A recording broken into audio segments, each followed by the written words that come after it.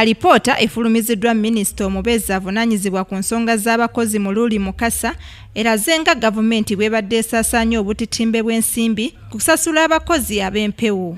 Mu kyo minisita agamba nti abakozi abatuufu bali 31,379 era nga bano be bagenda okusasulwa gavumenti omwezi ogujja. Abantu betukakasa nti ddala abakozi ba gavumenti omuwendo guwera emitwalo 31,379 abantu nga 5,586 abo bo tukyabanoonyerezaako. Ku ky'abakozi ab'empewo minisita agamba nti amannya gaabwe gaakuteekebwa mu mpapula z'amawulire n'okubatimba ku buli disitulikiti wano n'asaba amannya gaabo abanaafulumira ku lukalala luno mu Butanwa baveeyo baleete ebibogerako ku minisitule.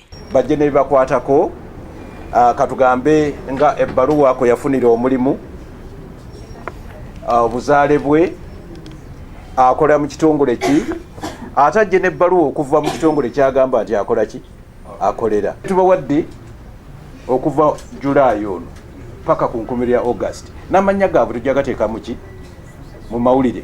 Minisita annyonnyodde nti abakozi ab'empewo babadde basinga kuba mu kitongole kya poliisi wabula ku luno basobodde okukwatagana ne ssaabaduumizi wa poliisi okusobola okulaba ng'ensonga eno baginogera eddagala. Mu poliisi yenna yenna owa poliisi Uganda Police tayinza kubeerawo nti tamanyiddwa kubanga okubawandiika system weeri era bawandiikibwa ennaku zino okusinziira ku buli muntu bamuwa buli district bagiwaki abantu bateekwa okukola ki okuva mu kitundu ekyo. Minisita asabye abasomesa ku ssettendekero ekkulu e Makerere okuba abakkakkamu ku nsonga y'emisaala gyabwe kubanga bamanyi bulungi enteekateeka ya gavumenti. Hairat Nakaweesa, Kingdom TV amalindirire. This is Kingdom TV.